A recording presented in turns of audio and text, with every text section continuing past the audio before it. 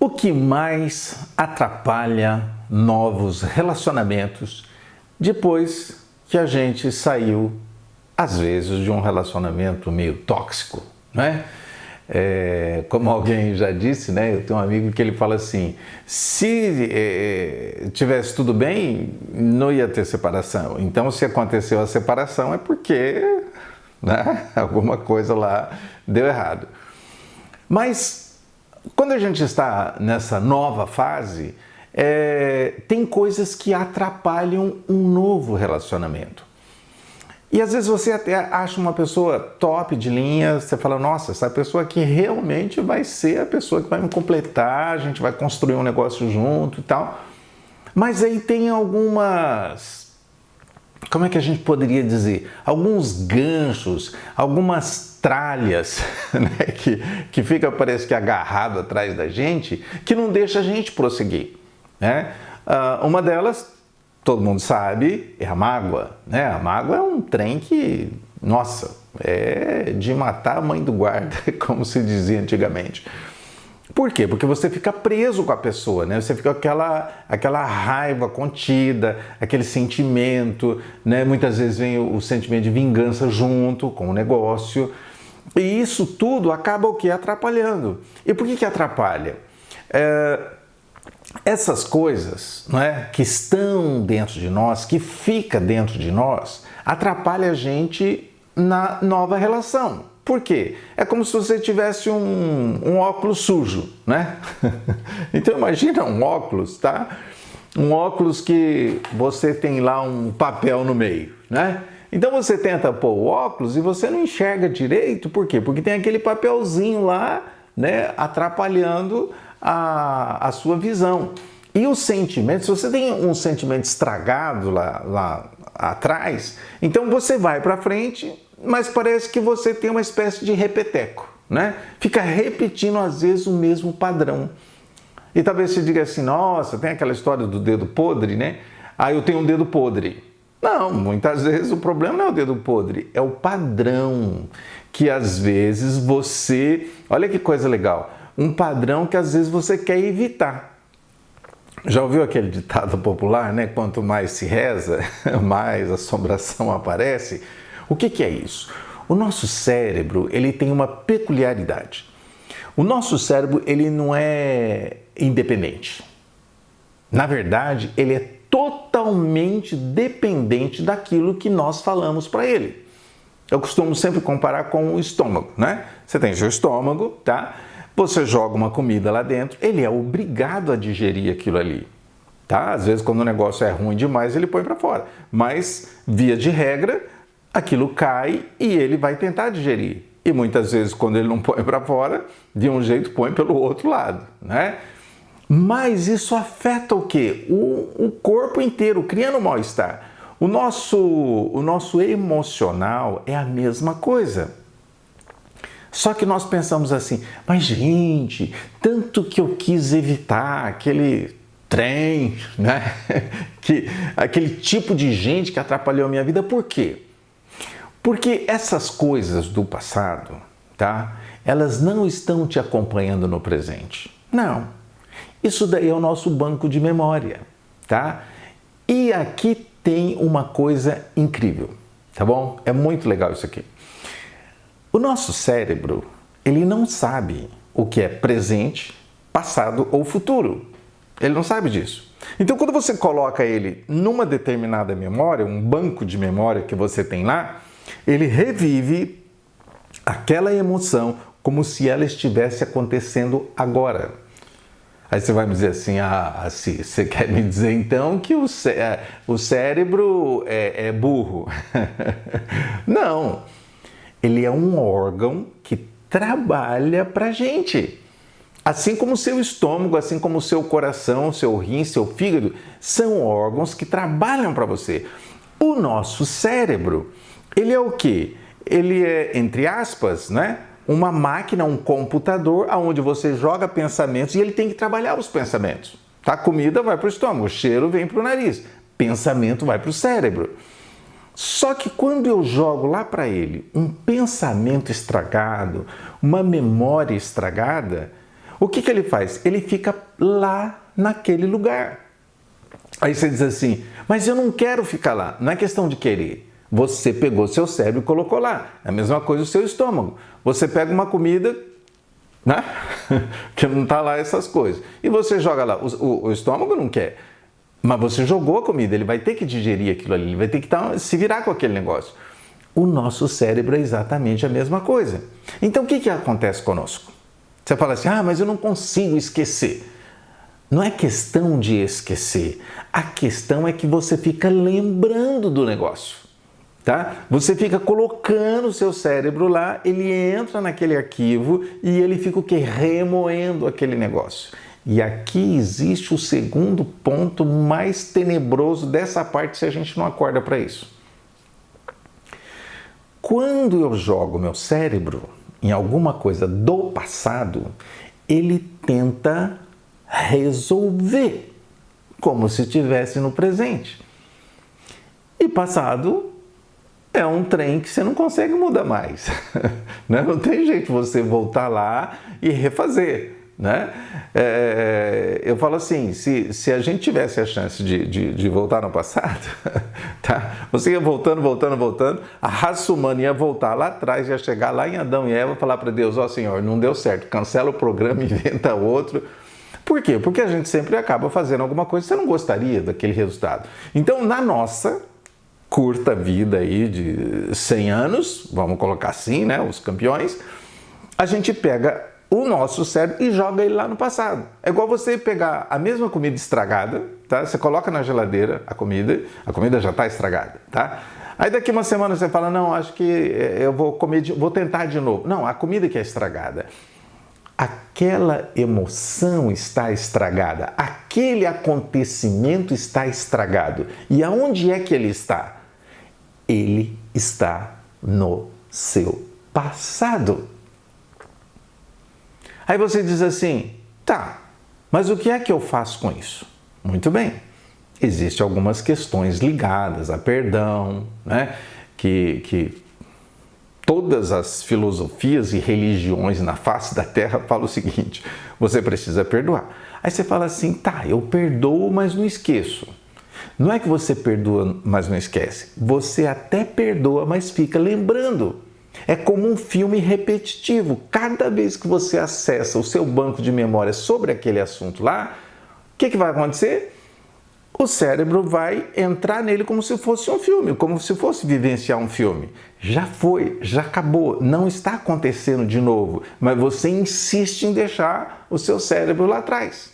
E quando essas coisas acontecem, né, como eu acabei de dizer, o seu cérebro ele vive aquele momento outra vez. Porque o nosso banco de memória, ele não tem só o que aconteceu. O fato, a ocorrência, o que aconteceu com a pessoa, o que deixou de acontecer com a pessoa. O nosso banco de memória, ele tem a situação, ele memoriza o que a pessoa falou ou fez, tá? Junto com isso, ele traz também o quê?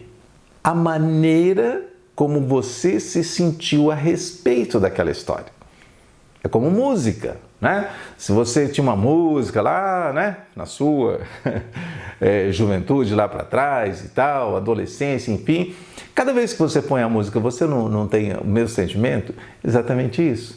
Quando a gente está, né, saiu de uma relação, tá? E você volta lá, aquele banco de memória que você tem, ele tem o quê? O acontecimento, o que a pessoa falou, fez, e também gravado o seu sentimento. Por isso que ele reprisa. Se for uma coisa boa, tudo de bom, né? Agora, se for uma coisa ruim, uma coisa desagradável, uma ofensa, o cérebro revive aquilo. E o seu corpo inteiro fica o quê? Fica mexido com aquele negócio. E como é que nós vamos mudar o passado? Não tem jeito. Tá? Não tem jeito. Você não consegue mudar o passado. Você vai dizer assim, tá, então como é que eu saio dessa situação? Como o nosso cérebro não sabe o que é presente, passado ou futuro, e ele tem que nos obedecer, tá? Ele tem que nos obedecer, né? Conforme eu comparo a questão do seu estômago, né? Se você enfia o negócio na sua boca, mastiga e engole, o intestino tem que receber aquele negócio. Mas, por outro lado, se você sente o cheiro de uma comida estragada e você fala, não vou comer, para abrir a sua boca vai ter que ter muita força. Na verdade, o seu cérebro não é diferente. O nosso cérebro, ele não consegue estar em dois lugares ao mesmo tempo. Na memória, ele não consegue estar em dois lugares. Então, o jeito de você não pensar naquele trem ruim é você fazer o quê? Colocar o seu pensamento num lugar diferente. Como assim? É muito fácil de entender. Se você fala assim, vamos supor, você não gosta de dobradinha, tá? Vamos pensar aí. Tem muita gente que ama dobradinha, mas vamos pensar que você não gosta de dobradinha, né? Não gosta de jiló, não gosta de, sei lá, essas comidas às vezes meio diferentes. Se você colocar assim na sua cabeça, né? Ah, eu vou sair hoje para jantar, mas eu não quero comer dobradinha. Eu não quero comer dobradinha. O que o seu cérebro vai procurar? Ele vai procurar todo lugar que tem dobradinha para você fugir. Então, o que ele está procurando? Dobradinha. É isso que acontece a respeito de um relacionamento anterior. Se você tinha lá uma pessoa tóxica, que ela tinha um comportamento que você não aceitava, tá? Não importa aqui qual seja. Mas tem um negócio que, de repente, a pessoa era agressiva, era uma pessoa que levantava a voz, uma pessoa que usava algum tipo de bebida e perdia controle, essas coisas do tipo, né? E você fala assim, eu nunca mais vou querer uma pessoa que bebe. O seu cérebro vai ficar procurando os que bebem para ele poder evitar. Só que nessa brincadeira, você está procurando o quê? Justamente aquele que bebe. Se for uma pessoa, por exemplo, extremamente crítica, né? Aquela pessoa que só põe defeito, uma pessoa que nunca agradece ninguém, aí você fala assim, eu não quero uma pessoa que seja tão tóxica, tão raivosa, tão irritante. O seu cérebro fica procurando aquele tipo de ser para ele poder evitar. Só que nessa brincadeira, ele fica só achando esse tipo de gente. Aí você acha esse tipo de gente, chama atenção, né? E dá a impressão assim que tem aquela história do atrai, né? Que a pessoa atrai, tá? Não é que ele atrai. O seu cérebro consegue achar aquilo que você estava tentando evitar. Nós temos algumas características que hoje é estudado em uma centena aí de novas ciências, né?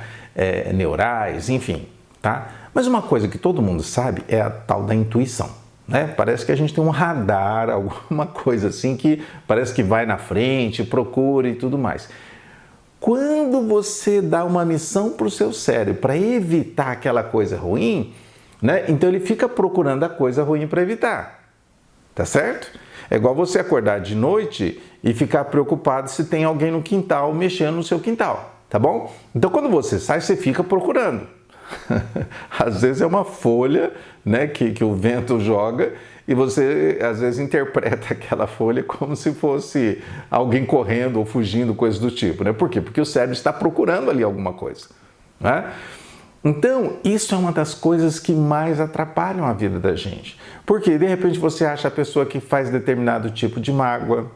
Vamos supor, você foi traído, foi trocado, não foi valorizado. Estava com uma pessoa que valorizava muito mais o trabalho do que você. Você teve um relacionamento onde essa pessoa tinha um filho, né, uma filha ou vários, e essa pessoa valorizava muito mais os filhos do que você, tá? Então, quando você tem esse tipo de relacionamento, você fala assim, eu nunca mais quero uma pessoa com filho. O problema não é a pessoa ter filho, é a pessoa não ter equilíbrio sobre essas coisas, tá? E isso aqui é onde a gente tem que parar e remodelar essa coisa. Tá, e talvez você diga assim para mim, como é que se modela isso, doutor Assis? Então vamos lá. Essa remodelação está muito ligado àquilo que eu desejo. Você já foi dar presente às vezes para alguém e a pessoa fala assim: ah, eu não quero panela, eu não quero nada para casa, eu não quero roupa, eu não quero bombom, eu não quero flores. Aí você fica perguntando o quê? Afinal, o que é que você quer? Fala para mim uma coisa que você quer, né? De repente, eu já conheci gente que não gostava, por exemplo, de ganhar flores. Achava um desperdício, né? Flor é um negócio tão incrível, mas para aquela pessoa, flor é um desperdício de dinheiro, né? Porque, né, logo murchava, tinha que jogar fora, enfim. Cada pessoa tem um tipo. Então, o que acontece? Se você trabalhar o seu cérebro e falar assim para ele: eu não quero esse tipo de gente, você só vai procurar aquilo e só vai achar aquilo que você não quer, correto? Muito bem. Então, qual missão você tem que dar para o seu cérebro?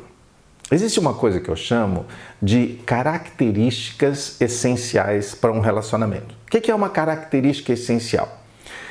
São características de uma pessoa que menos do que aquilo para mim não serve.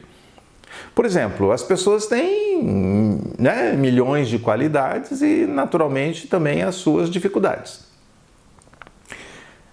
Quando eu falo essencial, eu não estou falando, por exemplo, de uma coisa que para você é opcional. Né? De repente, para você é opcional, né, naquele novo relacionamento. Ah, a pessoa ser baixa, alta, gorda, clara, morena, enfim, esportista, gosta de MPB, gosta de sertanejo. Às vezes são coisas que para você não é tão importante. De repente, para você é importante é o bom caráter, uma pessoa esforçada, uma pessoa que estuda, né? Uma pessoa que não bebe, uma pessoa que não fuma, uma pessoa que não gosta de jogatina, tá?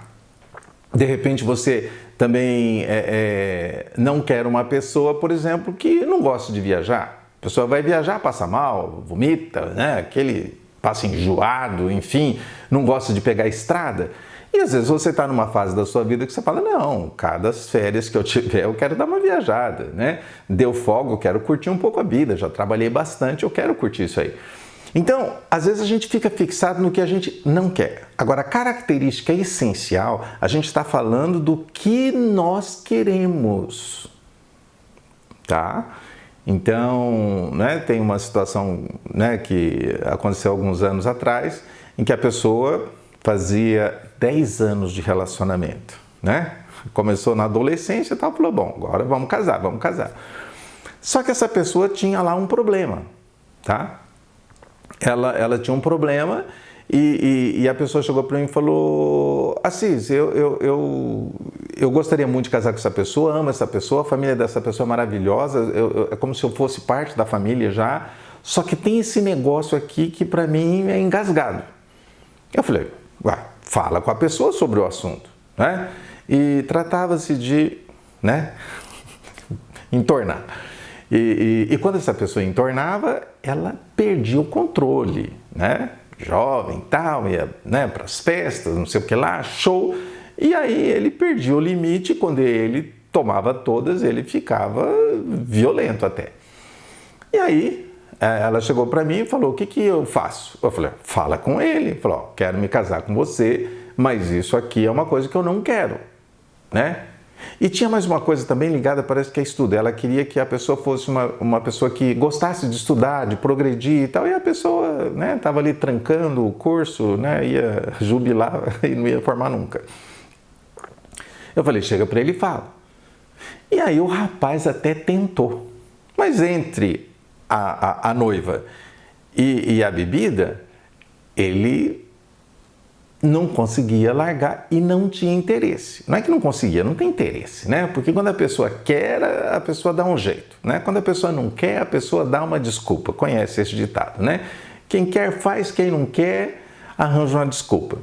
Aliás, né? Muitas pessoas acham que nós somos descendentes da divindade, né, criados à imagem e semelhança divina por causa da nossa inteligência. Eu digo que tem uma coisa muito mais poderosa que a inteligência, que é a capacidade de tomar decisão.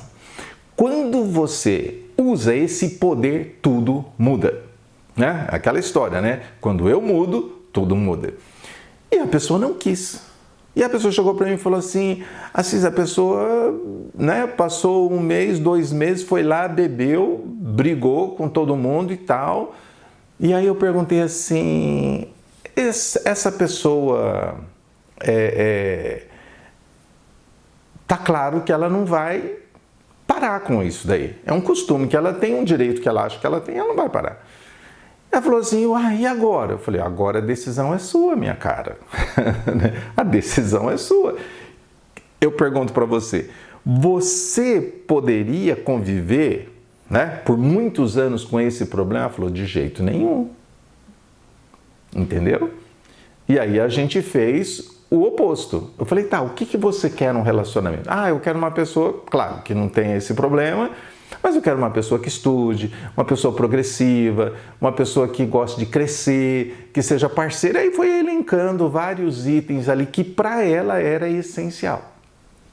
Que goste de família, né? Que tem essa coisa da família, porque tem gente que tem problema com família, né? Ela pega a pessoa e usa como uma espécie de propriedade particular, né?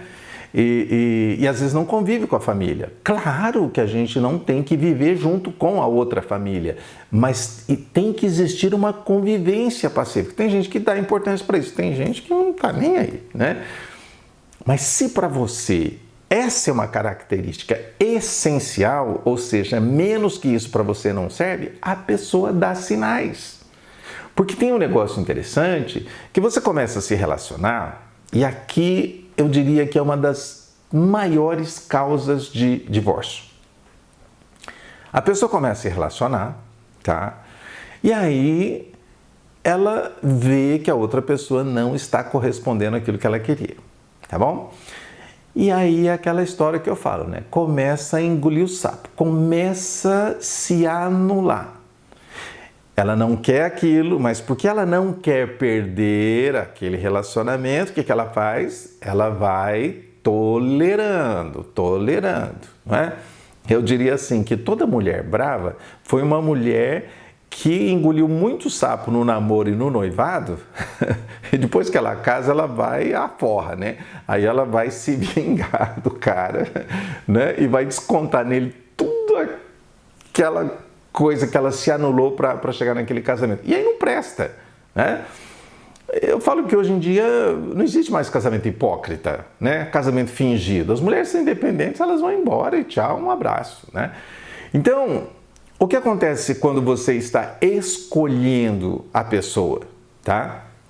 Então você precisa ver, né? Conversar com ela, negociar essas coisas, tá? De repente você é aquela pessoa que gosta muito de pontualidade, né? Um exemplo qualquer. E a outra pessoa não é pontual, não é característica dela ser pontual. Às vezes até por causa da própria atividade, pontualidade não é importante. Aí você chega para a pessoa, marca um horário, a pessoa atrasou. Marca um horário, a pessoa atrasou. O que você tem que fazer? Negociar com a pessoa. Chega para ela e fala o seguinte, olha, fulano, né? Fulana, né? Ó, para mim, pontualidade é um negócio que pega demais. Eu fico mal-humorado, fico chateado, fico triste, isso me arrebenta, fico com raiva e para mim perco completamente o estímulo, né? Aí a pessoa fala assim, opa, aqui com essa pessoa eu não posso chegar atrasado. É uma pessoa que se adapta a uma característica que para ela não é tão necessária na atividade que ela exerce ou na própria personalidade dela, né? Isso é o quê? Uma maneira de você acertar os ponteiros, tá? Porque senão o que você faz? Você vai tolerando, né? Você vai tolerando, aquele vai te irritando, o negócio vai andando, o negócio vai crescendo, né? Você entra numa relação estável com essa pessoa, um casamento, uma união estável, um noivado, que seja. E aí, de repente, você vê o quê? É aquela história, né? Você não tratou, você não negociou, então agora você também fica difícil de cobrar, né? Não é verdade? Religiosidade, por exemplo. Tem gente que fala assim, ó, para mim tem que pertencer a uma religião X, tá? Não vem aqui o caso qual. Por quê? Porque você é uma pessoa que valoriza muito aquela sua religiosidade. Por quê? Porque você não quer ir sozinho, você não quer ir, né? Marido solteiro, mulher solteira, né? Casado solteiro. Não, né? Como é que é? Casado viúvo, né? Viúvo de marido vivo, né? Viúvo de mulher viva. Não. Você quer uma pessoa parceira. E se para você isso é essencial, você tem que negociar antes. Exatamente isso. Então, muitas vezes a mulher reclama, tá, do seu parceiro, mas ela, por que não conversou antes, não negociou antes, não disse o que é que para ela é essencial num relacionamento, tá? Então ela acha assim, que se ela fizer todas as vontades do gajo, então vai dar tudo certo, né? E ela não fala o que ela quer, ela não fala o que ela precisa, ela não é clara nisso, tá bom? Aí entra no relacionamento e acaba, lógico, aquela paixão da novidade, né? Eu acho que apaixonado a gente tem que cultivar sempre. Eu acho que um relacionamento sem paixão vira amigo, vira irmão, né? Aí não tá legal. Então você tem que descobrir um jeito de fazer a paixão voltar. Então, você antes não falou, passou muita raiva, né? Hoje em dia tem a questão das redes sociais, né? Eu conheci um casal, eles se conheceram pela internet e o trato deles era o seguinte: no dia que a gente casar ou oficializar o casamento, acabou a rede social. E de fato, eles fizeram isso, né? Mais tarde, quando voltaram para as redes sociais, já era como casal. Tem gente que, se o companheiro ou a companheira curtir a foto de outra pessoa, é a Terceira Guerra Mundial. E a pessoa não fez nada, ela só o quê? Curtiu. Mas para ela aquilo é essencial. Não vamos entrar no mérito aqui se é exagero ou não. Mas se para você isso, por exemplo, é uma ofensa grave, você tem que chegar na pessoa e dizer assim, é o seguinte, se a gente vai ficar junto, esse negócio acabou. Tá? Você vai falar, mas isso não é lógico? Gente, se você for comparar os casamentos brasileiros com os casamentos árabes, ou alguns africanos, ou indianos, lá o homem pode ter várias mulheres. Existe uma civilização onde, também é lá para aquelas bandas, onde a mulher pode ter vários maridos. Olha a doideira, né? Então, não interessa se está certo ou se está errado. É que se para você é essencial, e a gente não está falando de ciúmes, a gente não está falando de desconfiança, a gente está falando de uma coisa que para você é essencial. Então, se é essencial, você tem que conversar antes, você tem que negociar antes. Aí a pessoa fala assim, ah não, esse negócio aqui para mim não funciona, vai me desculpar, mas é assim, né? Aquela história do WhatsApp, né? Que a mulher chega pro marido já, né? E fala, amor, você gosta de mim? Gosto. Né? Você pularia, né, de um prédio por minha causa? Ele falou assim, só sou de paraquedas, né? Acho que eu vou morrer. Tá, né? A mulher fala assim, tá, mas você enfrentaria, né, uma onça, né, por amor a mim? E o cara fala assim, onça? Você tá ficando louca? Nem pela minha mãe, né? Aí ela fala assim, poxa, né, mas você não faria nada por mim? Ele fala alguma coisa mais fácil, né? Aí a mulher fala assim, tá, você deixa eu ver seu WhatsApp? Aí o cara fala assim, não, peraí, qual é o tamanho da onça? Aquilo que é essencial para mim é importante. Por exemplo, tem gente que não olha um no celular do outro, né? Confiança é confiança. Já tem gente que fala assim, ó, comigo é o seguinte, não tem senha em celular. Se você vai ficar comigo, é desse jeito, tá? Tem gente que fala assim, ó, nós vamos casar, mas é separação de bens. O outro fala, ah, não, para mim tem que ser comunhão parcial. Outro vai falar assim, para mim tem que ser universal. Isso tem que ser conversado antes. Por quê? Porque depois vai dar problema. Você fala assim, ah, mas eu não queria casar com separação de bens. E concordou por quê? Ah, porque se eu não concordasse, eu não casava. Vai dar uma zebra enorme lá na frente. Porque não foi conversado. Isso não foi falado, isso não foi negociado. E quando eu falo negociar, é o quê? Sentar, conversar e explicar o que você quer. para você não carregar aquele monte de coisa lá do seu passado, né? Então você chega, você conversa. Então o que eu não quero evitar é coisa do meu passado.